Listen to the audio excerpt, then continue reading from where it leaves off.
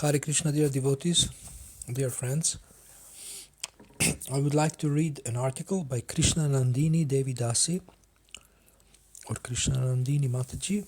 She is a disciple of Srila Prabhupada from Cleveland, Ohio, in the United States of America. She is the chairman of the Grihastha Vision team, a team of devotees dedicated to developing strong marriages in ISKCON and family life. And she is also a professional marriage counselor.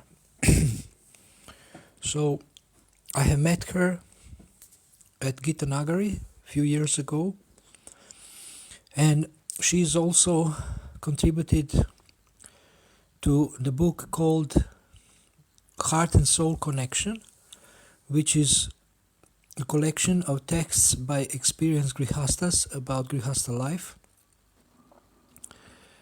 And Grihastha Vision team believes if we have strong families in ISKCON, that our movement will be strong. So this article is published on one website page and is a general article, but it's relevant for devotees too. It's written for general public. It's a very short article, but it's very, very valuable. That's why I want to share it with you. The title is Loving Service, the Basic Principle of Magnanimous Marriage, written on September the 6th, 2018. So this is an article from the last year.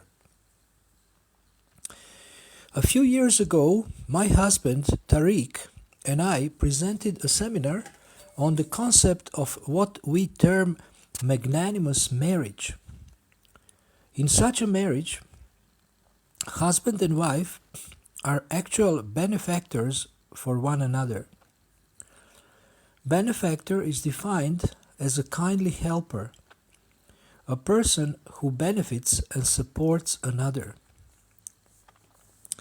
Now she gives a quote from Ruth Bell Graham, "A happy marriage is a union of two good forgivers."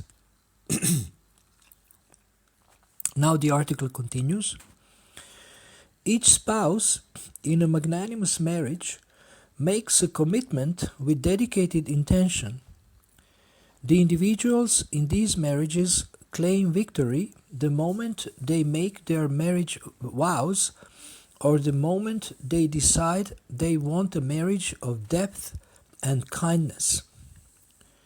They claim victory of love over hate, victory of friendship over impersonal dealings, victory of kindness over resentment, victory of stick-to-itness over divorce, victory of forgiveness over resentment. Couples begin to manifest the magnanimous marriage when they each make a decision that the basic principle of marriage is loving service. Each sees him or herself as the servant of the other. Now, when we speak about magnanimous marriage, we are speaking of the marital relationship as it ought to be, a union that is beneficial for the couple, for their children, and for the community. Healthy magnanimous marriages make happy families and, in turn, are the foundation for strong communities. For some time now, in our society, marriage has been neglected or even maligned.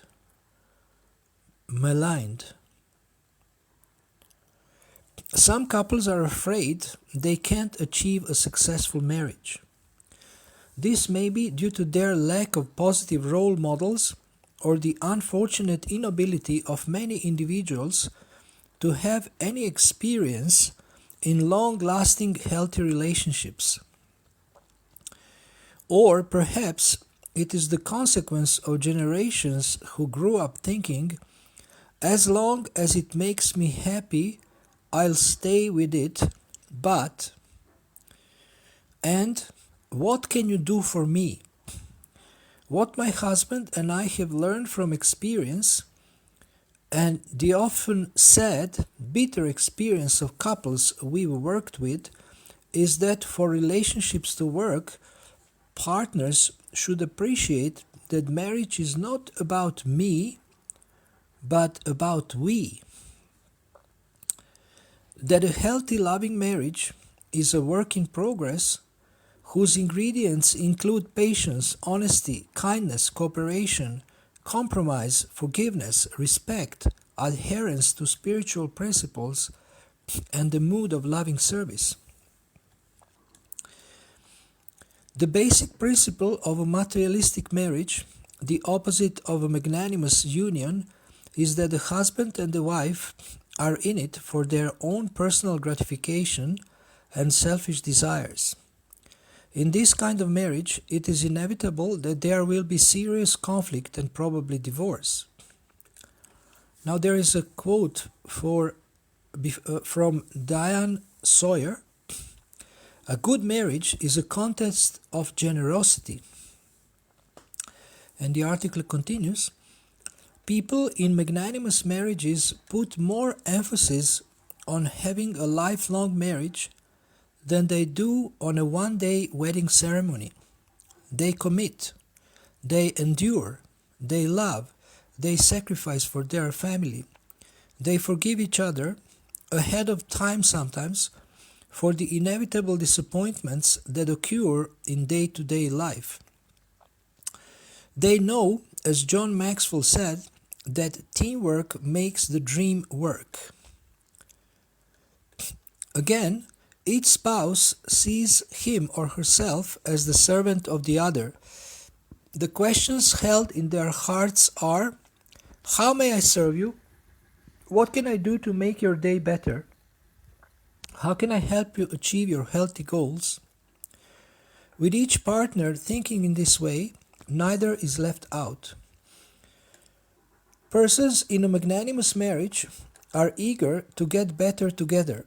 They are realistic and practical, while at the same time claiming higher and deeper connections.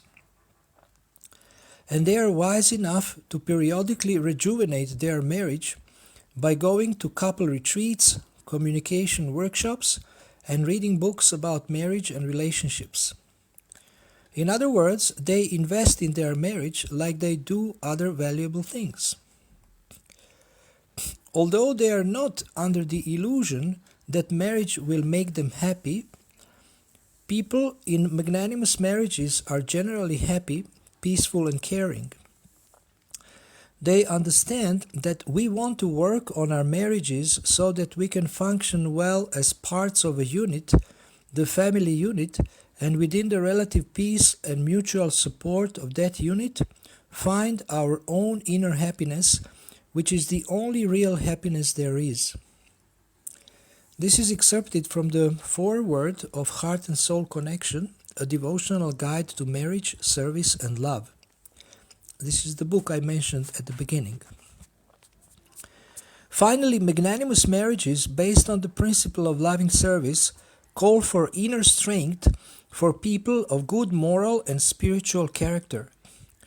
Just imagine a society where most, if not all, children were raised by mothers and fathers in loving, committed, reliable, stable families, where adults were held accountable for keeping their word and maintaining their family responsibilities. Imagine what would happen individually and collectively if most marriages were magnanimous, based on the principle of loving service. So thank you very much for listening to this article. If you like, I can send it to you in a written form and send you a link where I have found this article. The website is called divorceform.us, but it's better if you write me and I can give you the full link for the article. So thank you. Hare Krishna.